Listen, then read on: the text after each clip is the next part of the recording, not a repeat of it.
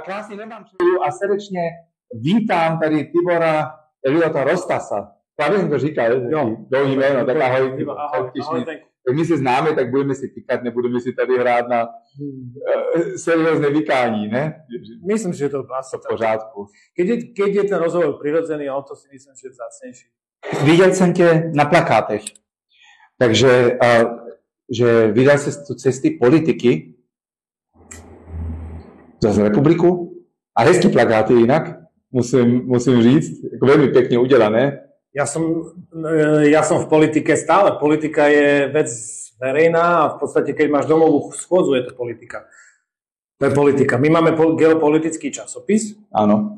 Ale my nielen informujeme a komentujeme, ale my aj tvoríme to spravodajstvo, pretože my sme Zdenku začali na ulici, na námestiach, my sme začali najprv na demonštráciách, my sme začali najprv s nejakou aktivitou a až potom sme začali vytvárať priestor médiá. Aj tak, doposiaľ je ten priestor v médiách stále o tom, že sa vyjadrujeme k politickým veciam. Stále sme nejako účastní.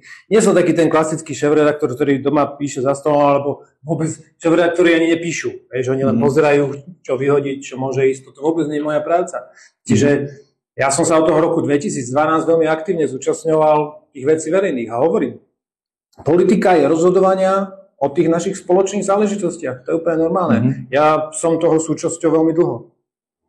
On je to pravda, samozřejmě, že i politický časopis tvořit a vydávat je politický čin. Jinak to by mě i tak zajímalo Zemavěk samozřejmě jako klasik tady mezi slovenskými alternativními zpravodajstvím, protože já si pamatuju, já nevím, jestli jsi měl úplně první, já si pamatuju, že okolo 2013 nebo 2014 jsem to začal tehdy jako brát a moje první brutál články, které jsem velmi jako sledoval, byly ty články o Argentíny a tom tehdejším, v tom příběhu těch 1998 do 2002, jaký dopad mělo to v Argentíně, ten propad té ekonomiky o těch 70%. To bylo velmi napínavé. Byly to ty první časopisy tedy? Boli to vtedy prvé časopisy, keď si sa pýtala, aby som bol úplne korektný, myslím, že pred nami už boli nejaké projekty, ako nerad by som bol, aby som vyvolával dojem, alebo sme vyvolali dojem, že my sme ako jediní a jedineční, lebo určite pred nami robil aj Palo Kapusta veľa vecí, s Lenkou Veremiášovou bolo to Extra Plus, boli tu nejaké projekty, určite áno. A vďaka Bohu, že boli takéto projekty, ja som sa vlastne dostal v roku 2012 do relácie Mlčanie, čo bolo mainstreamové rádio Viva. A malo to počúvanosť denne 100 000 ľudí, takže tamto Mlčanie bolo takým veľmi výrazným prienikom.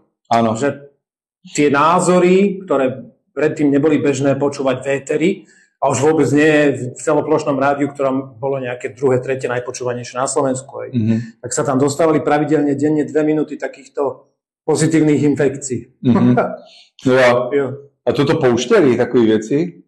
Denne o 11:40, 18:40 to bola repríza. Denne, 2 minúty. Malo to iba 120 sekúnd. Áno. Ale tak ono i ty mainstreamové média se dost změnily a právě dneska jsem dělal jedno takový úplně video o Německu a tam jsem potom, nebo paní, jak se jmenuje, Cigáníková, tuším, jak strašně nadávala teď na Petra Kotlára v nějakém takovém projevu pro aktuality jsem viděl, jako velmi brutálně a dělala se s něho srandu, tak zpochybňovala samozřejmě to prášení nad námi a tak jsem do toho videa nahrál jeden sestřih a ten byl z německé druhé televize, ZDF, z roku 2007, už dávno, kde úplně otevřeně o tom mluví, že prostě letadla budou začarovat tyto nebe, aby ochladili jakoby tu planetu, aby zachránili před tou klimatickou. Takže média se hodně změnily, bo takové věci dneska už se asi sotva nejedeme. Vieš, to sú také témy, keď to vždy záleží na tom, kto a ako o týchto veľmi špecifických témach hovorí. Pretože môžeš to povedať tak, že sa z teba vysmievajú a môžeš to povedať tak, že to má svoje rácio. Keď hovoríme o zmenách počasia, veď mali sme tu predsa operáciu Cumulus, to bolo po druhej svetovej vojne, kedy Angličania nad Devonom spôsobili to, že ten jodid strieborný sa naviazal a vytvoril také obrovské mraky a potom následne tým aj príval prietrž mrakov, že tam zaplavilo dediny, bolo tam, ja neviem, desiatky mŕtvych ľudí. Čiže to operácia Cumulus je všeobecne známou tajnou operáciou RAF. No a potom samozrejme, že máme tu spôsoby, ako upravovať počasie pred, Pekingu, Moskve, hoci kde to je akože normálna súčasť už dnes bežného sveta. No ale máme tu samozrejme aj Solar Radiation Mediation, SRM, kde to je normálny program UNEP pri OSN, to určite vieš, aj Karen Hinwoodová bola ako šéfka tohto programu, hovorila o tom, áno, že Organizácia Spojených národov a jej program je o tom, že teda rozvíjajú to geoinžinierstvo do takej podoby, aby zatemnili atmosféru nad Zemou, aby mohla odrážať slnečné lúče späť do stratosféry a tak ďalej. Čiže toto sú normálne, reálne dokumenty z prostredia Organizácie Spojených národov. Takže keď chce o tom niekto hovoriť, akože to sú nejaké nezmysly a mentálne výrony konšpirátorov, tak to nie je pravda. Toto je realita. Možná nebyli. Možná nie je informovaná dostatečne pani. Vieš, to nie je ani o tom, že informovaní, ale to je o tom, že oni nechcú byť informovaní. Oni investovali toľko energie, času, prostriedkov niekedy aj do toho, že chcú sa o tom svojom iba presviečať a to ostatné púšťajú preč. Jednoducho to nie je to dneska ani o tých faktoch, dnes je to o presvedčení. Áno, to je ideológie. To už je jak náboženstvo. To už nepresvedčíš. Tam je určite nie. Jako i ta míra toho fanatismu, ne, to taky dřív, jako ještě jak jsem byl mladší, tak si pamatuju, že kontroverzně se sem tam i debatovalo, jo. Dneska, když se bavíme o těchto ideologických témat, migrace, Rusko, že je tak strašně zlý, že tam se nesmí ani nejmenším vůbec mluvit s nimi, gender, nemoce, covid a tak dále.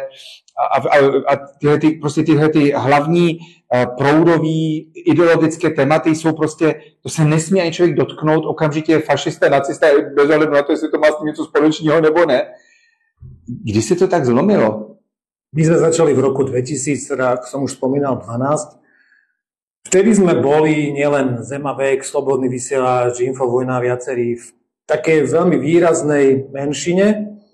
A samozrejme aj tí ľudia, ktorí nás počúvali, vnímali, boli označovaní tak im pohodlnejším spôsobom vylúčovaní, ostrakizovaní, vylúčovaní z tej spoločnosti, že sú to, dokonca ezoterickí fašisti, to Michala Havrana pozdravujem, keby náhodou sa to k nemu dostalo. To boli fantastické terminológie, že ezoterickí fašisti.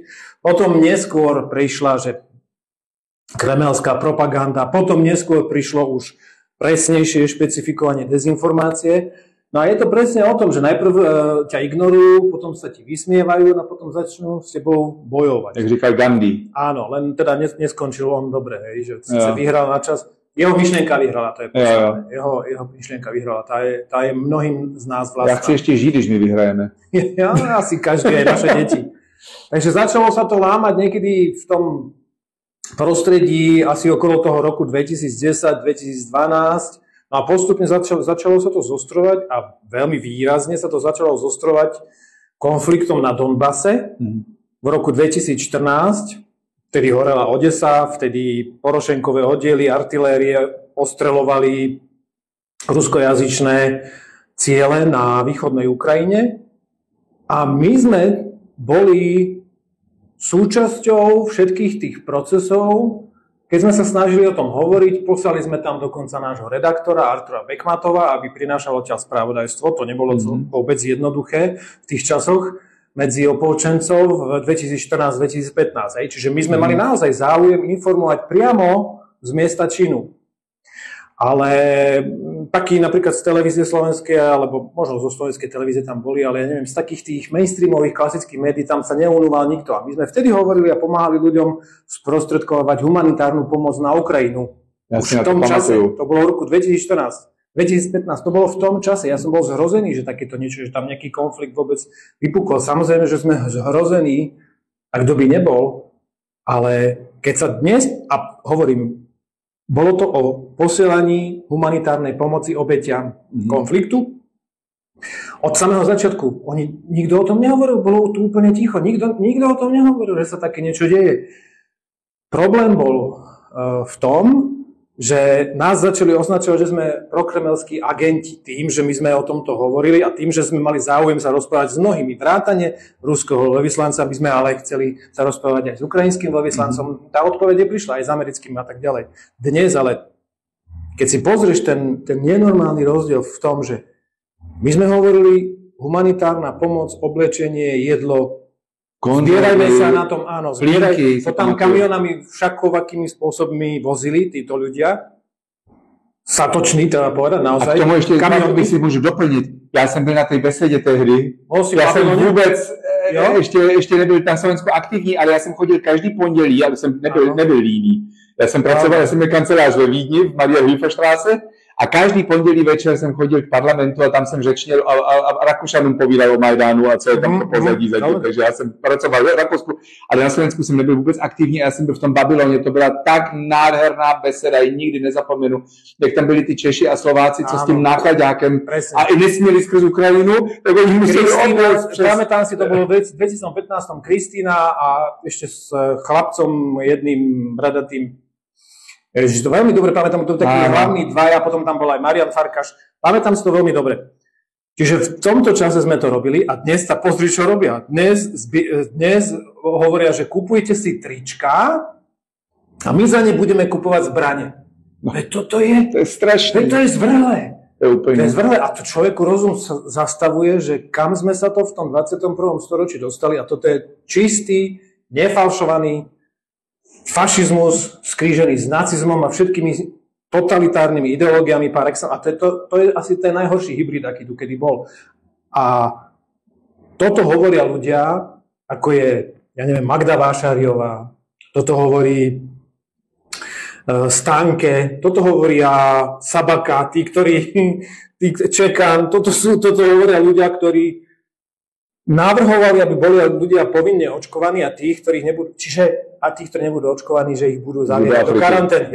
Ale toto si zober, že mne to príde normálne, ako teraz to hovorím tak symbolicky, ako keby v tej vakcíne oni dostali ešte normálne, že nejakú mentálnu zápchu. Alebo čo, že?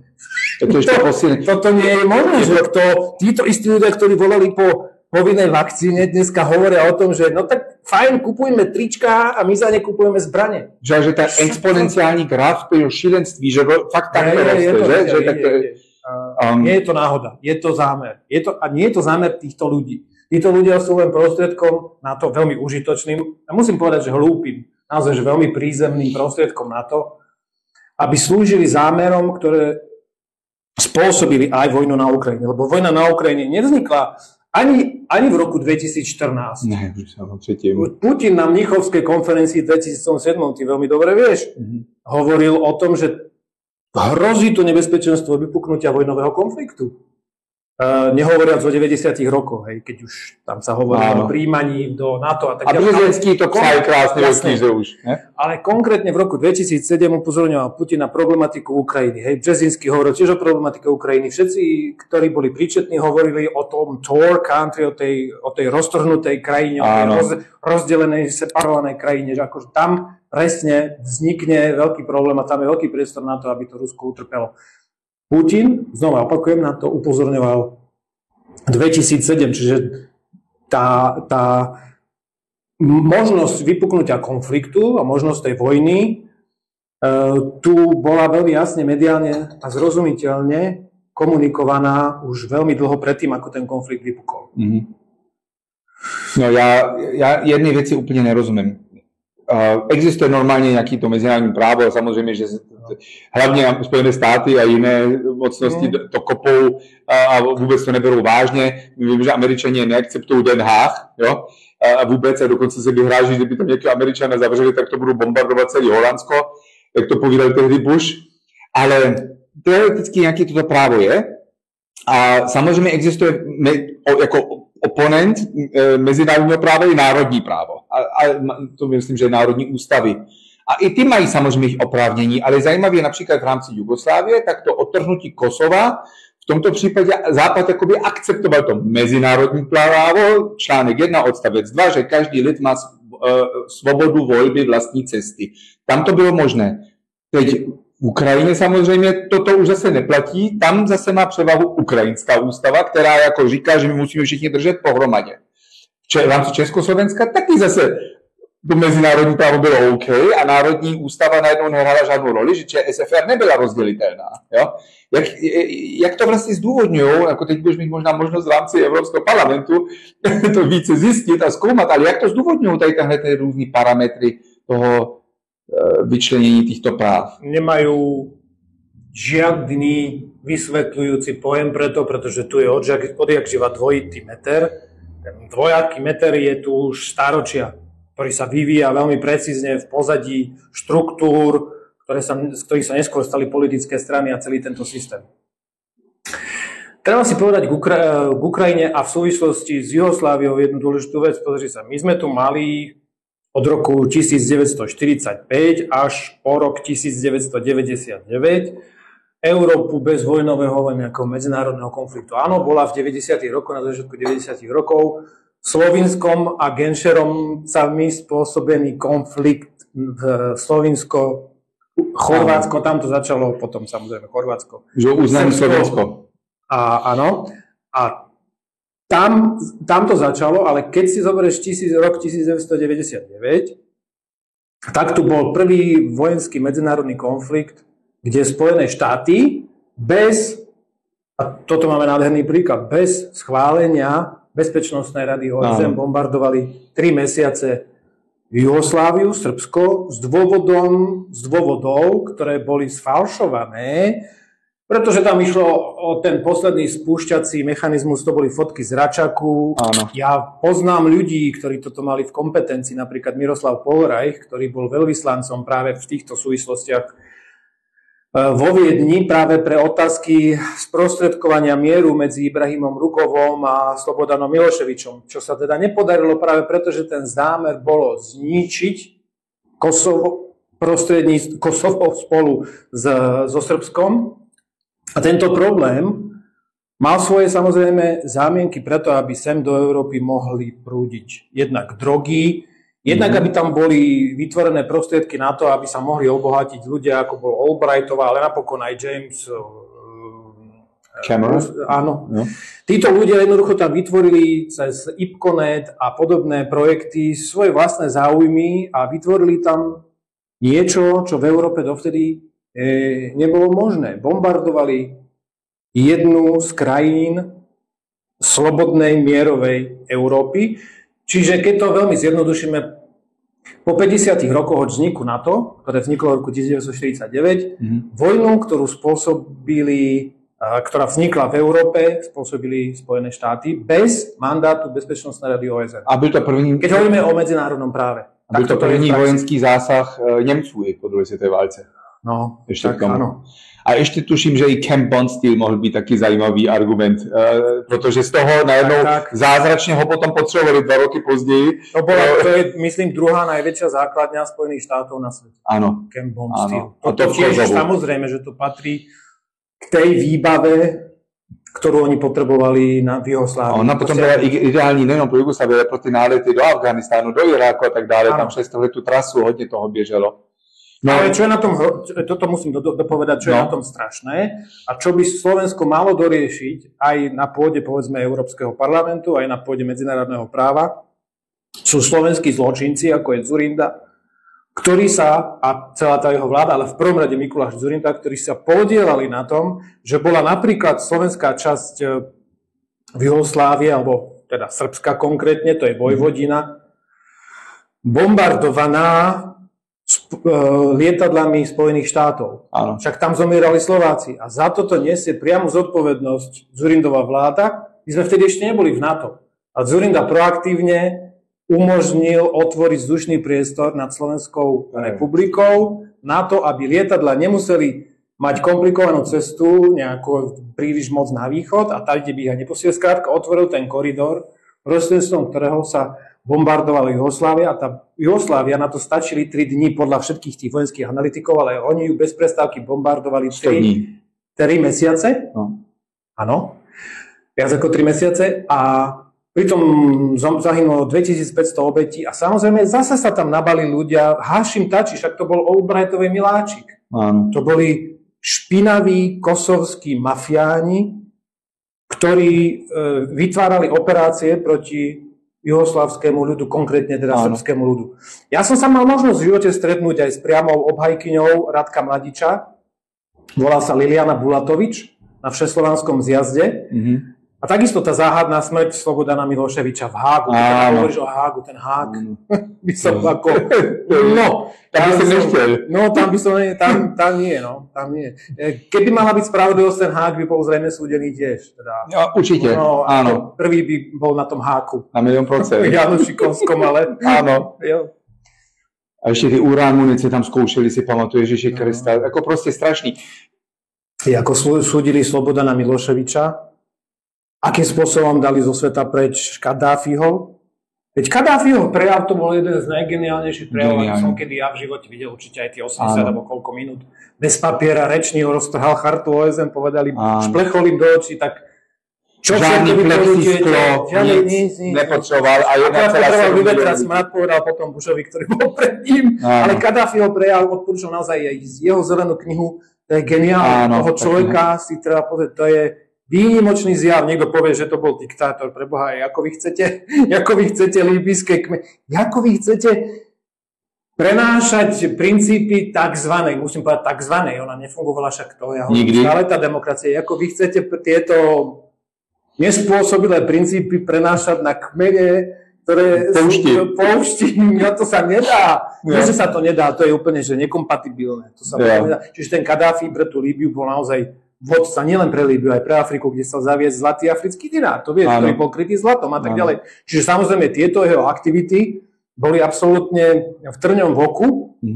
Sarkozymu a ja neviem, aj ďalším ľuďom, samozrejme v prvom rade, však čo povedala Hillary Clinton, že prišli sme, videli sme a on zomrel. A ešte sa na tom smiala. Toto sú... strašný. A presne to, čo hovorila Hillary Clinton o Kadáfim, presne to, čo hovorila o 500,000 deťoch práve som to chcel říct. V relácii presne Leslie Stahlovej 60 Minutes. O tom som hovoril už v roku 2012 na Slovenskom rozhlase, keď ma vystrihli. Preto začala relácia Vlčanie, pretože mi povedali, že najprv ma pozvali, že poďte, vy ste hovorce teda tu na toho Global Evolution Day. A potom to povedali, že viete čo, že chyba v strihu, polhodinová relácia nešla. Tak až potom teda, takto to vlastne celé začalo. Že tu je Zdenku príklad toho, že všetko zlé je na niečo dobré. Áno. Takže keď máme my hodnotovo ukotvený svet tej liberálnej demokracie, tak potom si dajme tie najvýstižnejšie postavy, za ktoré dokonca tu chodia a preberajú ceny Demešovci, Slobodomurári. Povedzme si jasne na rovinu, kto sú to tí ľudia, ktorí sem chodia? Olbretová, ktorá o Slovensku hovorila, že to je čierna diera a ktorá zároveň hovorila, že jej vôbec nie je ľúto, že na základe sankcií zomrelo v Iraku viac ako 500,000 detí, na čo jej Leslie Stahlová odpovedala, stálo toto za to? Je tá cena nie príliš vysoká? No, bola to ťažká voľba, ale stálo to za to. Videl si to. No jasno. To video, poznáme, to je chronicky známe. Aj to ukazuje to pazrúdu v tých pazrúdach Chazarska. Čiže treba, Márie Korbelážová, treba si povedať, kto stojí za týmito ľuďmi.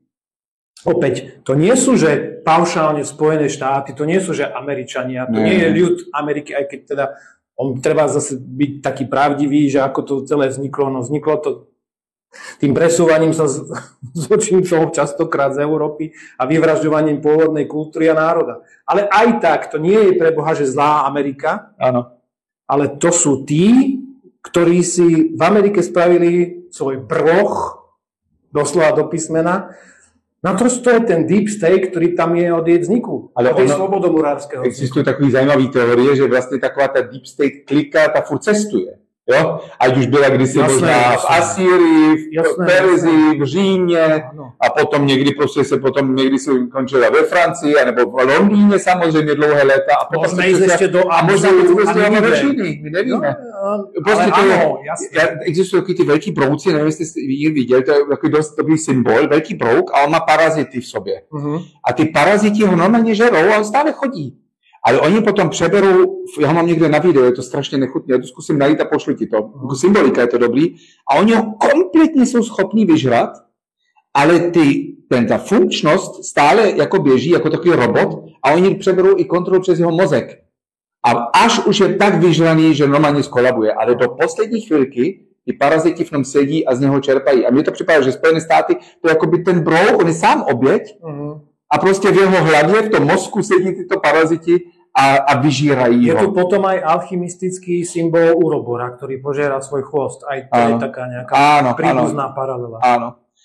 No, ještě bych se teda vrátil, když už jsme bavili o té demokracii, to je zajímavý, a potom o té politice a o té cestě do té Evropy. Že já jsem se s tím zabýval už pár let naspátek a celkem do hloubky vlastně, jak ty Řeci co tehdy mysleli. A podle toho, co jsem se dočetl, ty Řeci to vůbec nemysleli, takže každý vůj může přijít a volit nějakýho jiného, a promiň, teď nemyslím osobně na tebe, ale jinýho vola, který mu odevzdají, ale pozor, a teď si představ, teď mu odevzdají jeho hlas, to už je ta symbolika, do urny na 4 roky a vlastně vzdají se vlastní možnosti řídit něco. Ano. Tam to tak neexistovalo. Ten hlavní princip nebyl ani, že někdo jde něco volit, ale ten hlavní princip byl, že rozhodování má fungovat na úrovni nejnižší možnej. To znamená, když někdo má problém sám se sebou, takže napřed se zkusí vyřešit sám sebe. Když má problém s manželkou, tak třeba to vydiskutować s ní. Když má problém v rámci rodiny, to v rodině a tak dále. Subsidiarita vlastně byl ten hlavní bod. A když například obec chce něco řešit, no tak se ty svobodní občany sejdou na tom náměstí a rozhodne se, jestli se ten most postaví, anebo jestli se dá tam nebo tam, anebo jestli půjdeme do války s nějakým jiným městem. Ale to prostě, a samozřejmě muži, protože muži byli ty, kteří nosili zbraně, kteří měli ten majetek, kteří měli i tu motivaci chránit dům a ženu, protože přistěhovalec, který nemá nic, nemá ani zájem o nějakou ochranu, tak ten nepůjde do války pro Ateny nebo tak, ten se na to vyprdne a táhne dál. Takže o tom, vlastně ta demokracie byla hlavně o tom, že ta vesnice se sama táhne. A nebo to město se samo táhne, taky Řeci se nějak nikdy nespojili k větší říše, než to teda nezmínil Alexander Veliký. Ale teď je vlastně ta cesta do té EU, mě by zajímalo tvoje názory na toto, nebo neznamená, že ty jako míříš, dejme tomu, do Evropského parlamentu a zdá se ti ten celý konglomerát okolo toho dobrý, ne? To nemusí tak být. Tak mě by zajímalo tvoje názory, protože vlastně to centralizace do Bruselu, anebo do Štrasburgu, anebo do Frankfurtu, vlastně je pravý opak toho, co ty Řeci chtěli. To řešení v Košicích, v Humenné, v Bratislavě, Štúrovo a tak dále. Jak to vidíš ty? Európsky parlament je nereformovateľný, chorý a nefunkčný projekt, ktorý vznikol za pôvodne ešte ako tak spôsobilých okolností. Samozrejme, treba hovoriť aj, kto stál za jeho vznikom.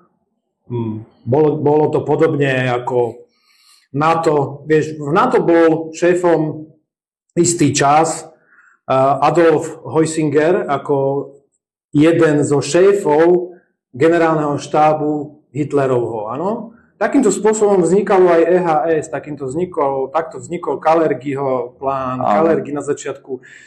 Treba si veľmi pozorne naštudovať nacistické korene Európskej únie a teraz by si niekto povedal, no tak a čo tam ty ideš robiť, keď máš teda takéto vedomosti a keď máš takýto odpor k tomu? No, idem tam s úmyslom priniesť pre Slovensko čo najviacej výhod do budúcnosti v súvislosti s tým, že europoslanec má oveľa viacej kompetencií ako bohužiaľ v tomto systéme, ktorému teda hovoríme tak zvrátene a nefunguje. Bohužiaľ nefunguje, čo si ale naozaj málo kto uvedomuje, demokracia. Prostredníctvom spojení, dnes už sa musí poprvé decentralizovať absolútne Európsky parlament. Európska komisia je chorý prvok, ktorý vlastne prináša do hlasovania v Európskom parlamente návrhy znení zákonov, ktoré píšu tí, ktorí sú ešte za Európskou komisiou. No. Máme tu Bilderberg Group, máme tu Atlantic Council, máme tu Svetové ekonomické fórum, máme tu Trilaterálnu komisiu, máme tu nakoniec ale aj Skull and Bones, máme tu Bohemian Grove, máme tu Bilderberg, Committee 300. Áno. A tu máme toľko projektov, ktoré sú už od, ja neviem, niektoré od 18. storočia po obehu.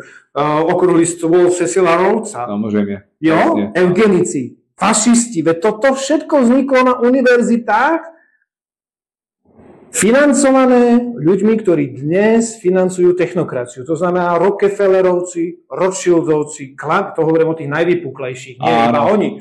Spolu s impresáriom, ktorý chodí po svete namiesto už staršieho pána, tak chodí mladý Alexander, Soros.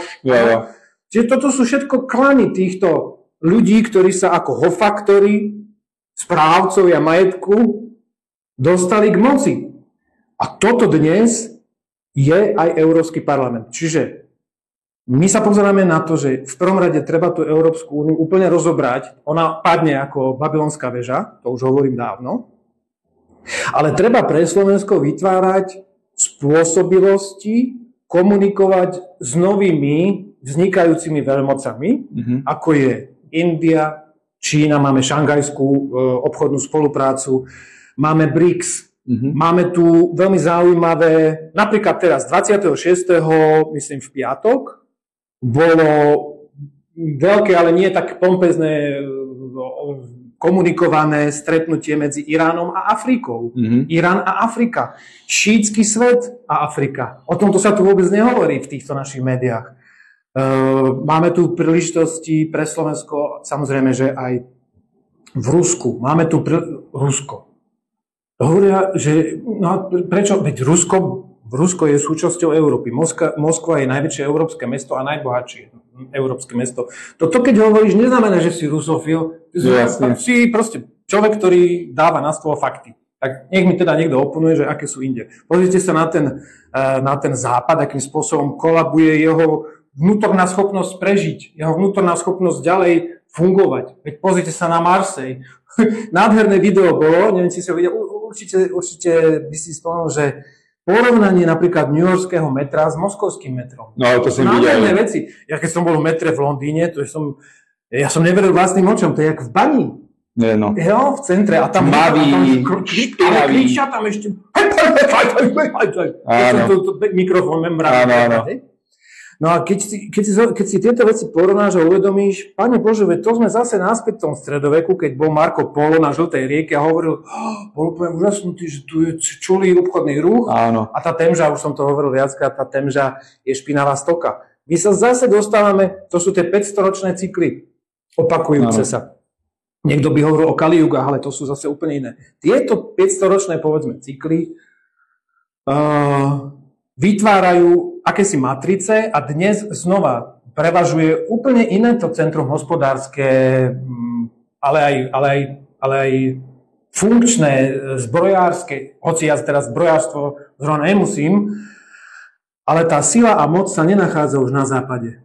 Aj keď si zoberieš surovinovú základňu Ruska, ako chcú vyrábať na tom západe, ako chcú oživiť zbrojársky priemysel, keď nemajú surovinovú základňu, keď nemajú energie. A když možná už ty země, které jsou mimo toho takzvaného západu, nebudou ochotní dát. To sa môže stáť. A navyše hovoríme tu o 2/3 svetovej populácie, ktoré netvoria kolektívny západ. Ako 2/3 netvoria takzvanú civilizáciu kolektívneho západu. Hoci keď sa hovoria o rôznych civilizáciách západná, východná a tak ďalej, to sme jedna civilizácia. Ale tak sa to tak pometene rozpráva, interpretuje. Ja som presvedčený o tom, že nové centrá moci a spôsobilosti pre prosperitu nie sú v Európskom parlamente ani nebudú najbližších 100 rokov a v Európe parlamente určite nie, lebo ten padne do 5 rokov. To jak tu sedíme, tak on padne do 5 rokov. Ak tam niekto náhodou ide kvôli tomu, že chce zarobiť, tak tomu je naozaj ľúto. Lebo to odíde s dlhým nosom. Tam ich budú kameňovať, keď pôjdu do tej búdy. Áno. Ľudia samotní v tom Bruseli tam budú musieť mať spravené špeciálne koridory. Následky toho opatrení genetického. Toto je ešte to bude ešte zaujímavé. Takže je tu plán spájať sa s ľuďmi na tej najvyššej možnej úrovni, ktorí predstavujú krajiny alebo zastupujú krajiny, ktoré sú pre Slovensko veľmi zaujímavé a oni naozaj nás volajú, aby sme sa stali súčasťou partnerstiev. Už niekto akokoľvek vyznie ako floskula pre niekoho, ale naozaj dnes ten svet smeruje k multipolarite, nie k tomu, čo bolo predtým hegemona, ktorý čižmou stojí alebo na krku predstaviteľov krajín, alebo v zálive, keď sa rokuje v obchode, tak má svoju lietadlovú loď pre istotu. Keď by to náhodou, ideme rokovať. To proste už nefunguje. Už to nefunguje. Tento model už nefunguje. Fungovalo to perfektne, povedzme v tom 20. storočí, fungovalo to aj počas druhej svetovej vojny, aj po nej, ale aj ešte to chceli súdruhovia zo sionistického hnutia predĺžiť prostredníctvom projektu Project for New American Century, kde bol hlavným šéfom Richard Pear alebo Robert Kagan ako manžel Victorie Nuland, ktorá sa preslávila tou vetou Fuck EU. Fuck the EU. Pamätáš? Áno, pamatujú si. To hovorila s Jeffrey Piatom ako vyslancom Spojených štátov na Ukrajine. Toto hovorila o Európskej únie. Toto si myslia Spojených štátov o Európskej únie. Toto je realita, len unikol ten rozhovor. Toto si oni myslia a v takomto bazárskom postavení majú aj Spojené štáty, Európsku úniu, aj Nemecko, o ktorom si hovorili. Od roku 1945. Takový, že byl teď taky jeden známý americký model, a to už jsem nezapomněl jeho jméno, ale on ve Washingtonu sedí takový poločernoch, poloběloch, poločernoch, a on tam má známou show a on má prostě kontakty i do Bílého domu a tam mu taky jednou povídali, že upozornili Bidena na to, že jak jsou teď velké demonstrace, to byly ty farmáři a tak, jo? Že v tom Německu a tak dále, uvidíš, jaký budou demonstrace, když poznají, že my jsme jim odebrali celý jejich průmysl. Oh, I just hate them so much, those fucking bratwurst bastards. Ja? On proste absolútne tak koukají dolu na tú Európu, že úplne a myslím, že to sú naši spojenci. Ako keby nás tak potopili tak rýchle, že by si neužili kúkať. Naši spojenci sú Mníchov 38. Jo. Naši spojenci sú Bratislava 45, ktorá bola v marci bombardovaná. Tu sedíme a od hlavnej stanice až po Dunaj, po Apolku. To sú spojenci. Áno, Plzeň, Praha taký. Vaša Plzeň zostrelený, tá väža. Ako si toto môžu ľudia neuvedomovať. A potom sa ešte snažili, dokonca súdruhovia zo Spojených štátov, si to rok v Banskej Bystrici mali taký autobus a pokúšali sa teda tým Overtonovým oknom, zistili, že ešte to nepôjde, že až tak možno zase za ďalšiu generáciu, pokúšali sa ľuďom tam v tom autobuse hovoriť, že my sme sa podielali na oslobodzovania aj na Slovenské národné povstanie, my sme akože makali na tom. Aby ste sa čudovali, aký my máme veľký vplyv a samozrejme aj veľké zásluhy na to, aby sme vás oslobodili Slovensko. Znáš ešte to video, myslím, že to bylo 2007, Obama byl ještě senátor a chodil jako, myslím, že byl v New Mexico a jak mluvil o tom, jak jeho strejda osvobodil Auschwitz. Viděl jsi to? Já ti to pošlu, jako toto je evergreen, to se dá furt poufnout někde, jak on povídá, jak byl strejda a jak měl z toho potom nějakou problém, že půl roku bydlel na podkroví, že nemohl ani vlez dolů, nebo měl traumu z toho. Já jsem nevěděl, že Černoši osvobodili Auschwitz, to jsou taky novinky. A normálně byl senátor, jo, takže... A dvě otázky mám, ale ještě by mě zajímalo. Jedna věc je teda, nemáš někdy obavy, jako asi máš, myslím, ale tak teď, že tyto podobné parazitní struktury se dělaly i v Moskvě, i v Pekingu a v jiných týchto...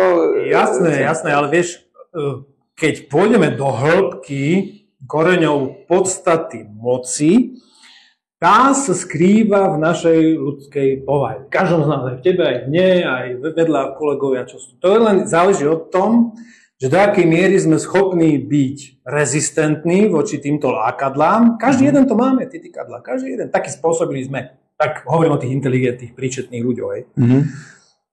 Ako sú nastavené ich hodnoty. O tomto sa máme, hej. To je v prvom rade. Ak sa pýtaš teda na to, že áno, tie centrá moci a máme tu... Federálny komisár, z hodne Aziatu tuším. Samozrejme. Tak, no, pozri sa. Môžeme sa baviť o Telegrame, o Durobovi, hej? Ten je tiež súčasťou Svetového ekonomického fóra, dobre, bol tam, no.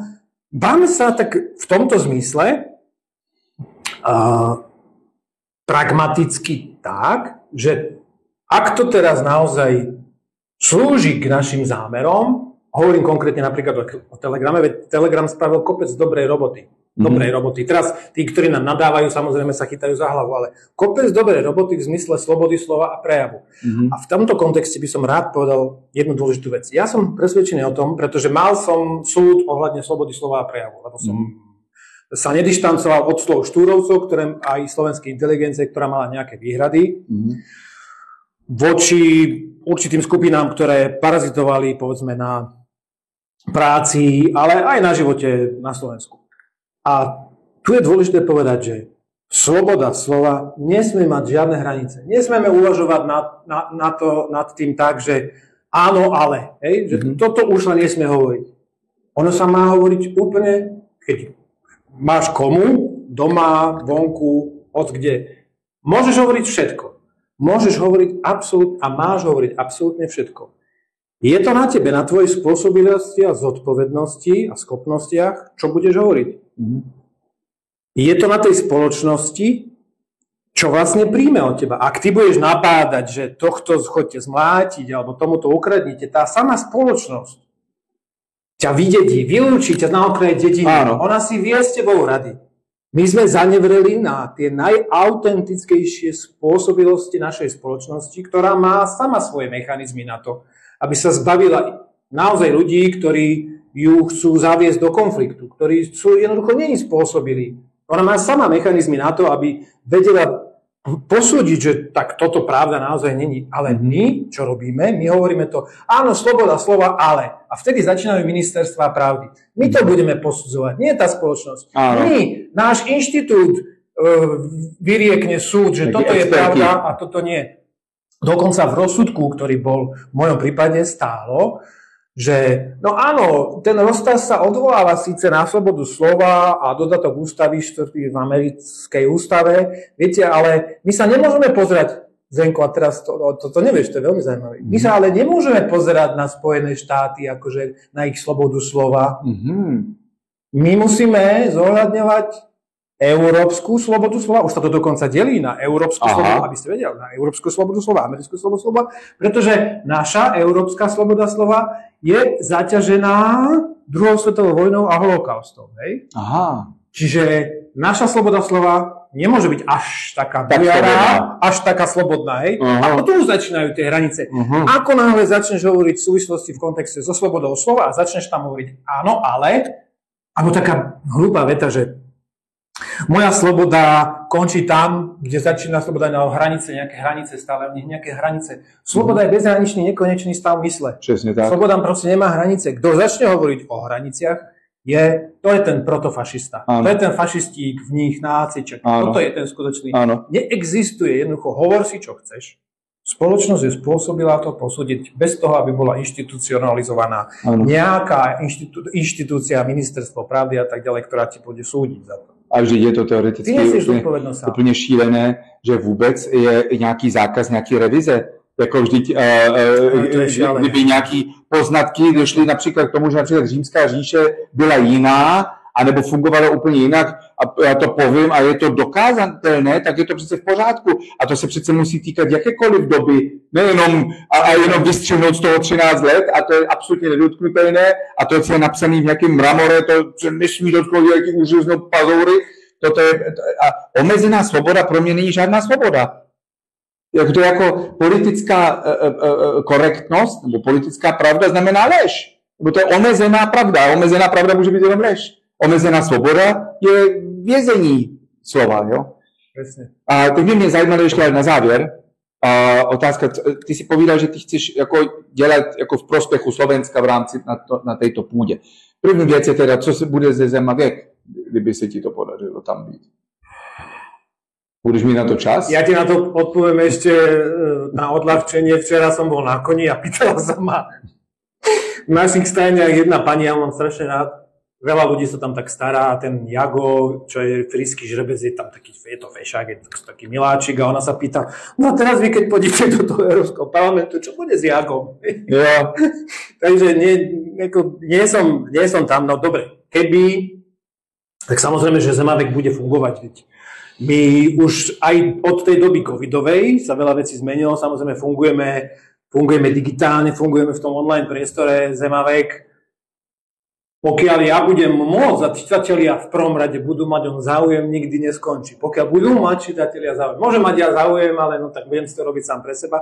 Pokiaľ bude u ľudí záujem to čítať, dovtedy budeme fungovať. To je môj záväzok. Zabezpečíš nejaký nejakého náchfolga. A vieš, ono to už funguje tak, že ľudia sú schopní dodávať svoje články, každý je tam už zodpovedný. Tá zodpovednosť nie je na Rostasovi, ktorý im takto stojí na deň. Nikdy to nebolo o tom, že ja by som na niekoho dýchal a kontroloval, čo píše poza chrbát. Vždycky to bolo, lebo mňa by taká práca nebavila. Áno. A ja úprimne ľutujem tých žurnalistov, ktorí takto fungujú. Ktorí tak celé roky fungujú v tom korporáte, kde sa na nich proste, kde nemôžu sa... Oni to vnútri v sebe majú. Ja ich veľmi veľa z nich poznám, ktorí robia v tom korporátnom svete, kde jednoducho musia dávať jednak výkony a kde musia dávať iba to, čo sa od nich vyžaduje a sú prísne kontrolovaní. Áno. Tá ich nemožnosť vyjadriť sa tak, ako to cítia, je najväčšou frustráciou pre nich. A za to sa mnohým tým, ktorí majú slobodné médiá, mstia, aspoň tak, že na nich akože hádžu to pche. Áno. Bohužiaľ, je mi ľúto, tak ste si to vymysleli, tak to máte. No tak dobře, tak teda bude to dál fungovat. Jo? A teď ještě si povídal, že chceš co nejvíce dobra teda do Slovenska v rámci tohoto vlastně pádu této nové římské říše Evropské unii. A co, máš nějaký konkrétní body, co myslíš s tím? Co si myslíš, že by si byl schopen tam vybavit? Teda asi ne sám, ale společně s nějakými podobně myslujícími ľuďmi. Dobre, v prvom rade je to o tom pochopiteľne, že tu existuje a stále sa rozširuje. Ja by som to tak povedal, tu aliancia vzdorovitých alebo nepodvolených. To je veľmi dôležité. To sa teraz bude v Európskom parlamente a v týchto voľbách diať v rámci celej Európy. To je jeden z momentov a toho sa treba zúčastňovať a Slovensko v tomto má zohrať veľmi významnú úlohu a musí zohrať veľmi významnú úlohu, ale nesmie to zostať len na pôde Bruselu alebo Štrasburgu. My máme chodiť, cestovať po svete, stretávať sa s tými Indami, s tými Rusmi, s tými Číňanmi. Ja mám ochotnú cestu do Číny, do Šanghaja, do Pekingu. Zaujímavé na tom je, že tí ľudia za ten dlhý čas už aj mňa, aj Zema Vek, ale aj iné médiá, ale keď teraz budem hovoriť o sebe, aby som zase nehovoril o niekom inom, keď to nemám potvrdené, tak viem, že s nami sa rozprávajú aj povedzme na tých veľvyslanectvách, aj tí najvyšší postavení predstavitelia, ktorí zastupujú svoje krajiny v rámci Slovenska. Vždycky to je o tom aj osobnom. Kto napríklad Štúrovi umožnil, že no tak choďte na ten hrad a dáte si tam tie slovanské mená, to oni sa pýtali nejakú maďarsko-uhorskej vlády, že to poďme spraviť. To je vždy o iniciatíve a schopnostiach jednotlivcov. Nespoliehajme sa stále na nejaké systémy, demokracie, monarchie, neviem čo. Spoliehajme sa sami na seba. Ja na to nepotrebujem nejaký papier od Fica, ale ani od Ódora, ani od Matoviča, od nikoho. To, aby sme my sa stretávali s ľuďmi a pripravovali pre našu... To sú nie frázy, to proste je v nás. A buď to teda v tom človeku je, alebo nie je. Čiže nie je to o pôde Európskeho parlamentu a sedení nejakých predených... A hajlovaní Lajenovej. Jo, není to o tom, alebo vypuštení tam, neniame sa holubice, však jaká ona mohla byť slobodná tam, keď v tej búde lietala. To sú prázdne jednoducho gestá. Tu treba robiť reálne skutky k tomu, aby sa z decentralizovanej, rozpadajúcej sa nefunkčnej Európskej únie vytváral už teraz, ja to beriem ako hotovú vec, Európska únia je padnutá. A vieš, ja tam nejdem, ja by som tam nešiel. Ja beriem to, áno, to je ako irreverzibilný stav, teraz by ma napadal toto, nezvratný stav. Áno. Nezvratný, to je proste vybavená vec, nedá sa to. Sú procesy, ako keď je cirhóza pečene, príklad nezvratný stav, konec. Ja. Takže my sme si vedomí nezvratného stavu a práve preto využívame tento priestor na to, aby sme boli spôsobili komunikovať s partnermi vo svete, kde je dnes prenesená celá váha a schopnosť vytvárať nové podmienky, ale aj prosperitu vo svete. Přechod Slovenska do BRICSu? Samozrejme, šanghajskej obchodnej spolupráce napríklad. Samozrejme, toto je cieľ. A oni ťa budú brať vážne, ale keď budeš síce akože stále sa učiaci šéfredaktor, povedzme Zema Veku, tak to asi nepôjde. Jasne. Alebo išlo by to, samozrejme pôjde to. Ale je to oveľa jednoduchšie, ak máš možnosti a kompetencie robiť to spôsobilejšie. No, perfektne. Tak Já ti moc krát děkuju za velmi zajímavý rozhovor. Myslím, že to bylo velmi pěkný, úplně takový barevný rozhovor, dalo by se říct, ne? Skákali jsme od témy k témě a myslím, že tam bylo mnoha zajímavých věcí. Chceš ještě něco povídat divákům tedy na závěr? Myslím, že len toľko je strašne dobré, že vznikajú projekty aj tvoj. Všímam si, veď dlhšie sme spolu už v kontakte, konšpiračný byt, pod lupou, ľudia ako Lucy a podobne. Treba vytvárať stále väčší a väčší priestor.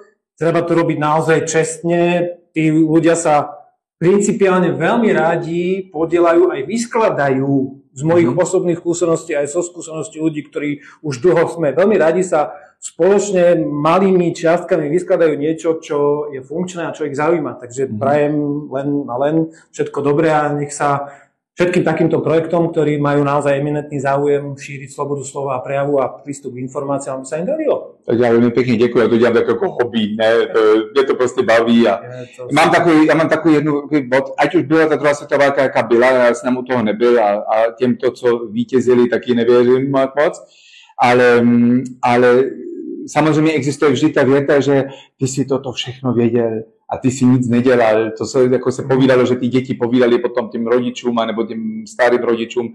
A do té situace se prostě nikdy nechci dostat, že vidím, co se tady děje, vidím COVID divadlo, vidím 11. září, vidím všechny tyto války, migraci, výměna lidů a tak dále.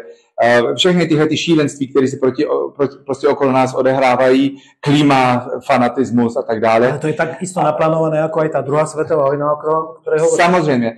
A já prostě, já nevím, nevím tu pravdu jako takovou, jako to prostě já po ní pátrám jenom, ale aspoň pátrám bez zábran. A mně to je jedno, co si někdo o mě myslí a prostě, když mi to připadá logické, tak si půjdu touto cestou. A já jenom nechci být v té situaci, že mi moje dcera jeden den bude povídat, že táto, ty si toto všechno tušil a nic si nedělal. Jako toto je můj jediný takový hlavní motiv, proč otvírám ústa. Mě to baví prostě. To je ten najspôsobilejší, najautentickejší, najpravdivejší motív, pretože vychádza z toho tvojho vlastného rozhovoru so samým sebou a asi ti to nedá. Čiže vychádzajúc zo samého seba, zo svojho vnútra, zo svojej duše, ktorá je napojená na to všetko, čo nás spája, tá večná hmota a vesmír, tak sme tu a snažíme sa v tej kozmickej hre obstáť. Super. Já moc krát děkuju. Ďakujem. Ďakujem Zdenko. A všechno nejlepší. Ďakujem pekne. Díky. Ještě vás prosím o pár vteřinek vašeho času, když budete mít chvilinku času, běžte prosím vás na naši web stránku www.chcemeslobodu.sk a tady nahoře najdete políčko novinky. Klikněte na to a přihlaste se na odběr novinek nebo newslettera, jak se dneska říká. Napište tady klidně vaše jméno, anebo napište nějakou přezdívku, je to úplně jedno. A pod to váš e-mail, já vám sem tam potom pošlu nějaký novinky, nějaké události nebo něco, co se děje. Se budeme takovouhle jakoby novinkovou komunitu a jednoducho nebojte se, já vás nebudu nějak spamovat, nebo co to píšu jenom já, ale sem tam prostě vám pošlu, když je něco nového, nebo když se něco děje, a nebo když se něco nového zveřejní a tak dále, tak dostanete ode mě krátkou zprávu. Takže budu velmi rád, když tento čas budete věnovat. Přeju vám všechno nejlepší, zdravím vás srdečně a mějte se pěkně. Čau, čau. However, here in the U.S., policymakers still have their blinders on, and they imagine that the U.S. dollar will never be challenged as the world's reserve currency, and that we can continue to print money wantonly, indefinitely, and they'll just suck it up. And in reality, they're not doing that anymore. They're not buying our treasury bonds anymore, and they're diversifying actually out of our dollars into gold and into oil and strategic resources. And then they're starting to trade in local currencies so that they don't have to transact in dollars. So I think, the demise of U.S. hegemony is really upon us. And the Biden administration and so many in Washington are just sleeping right through it as if it's not a reality.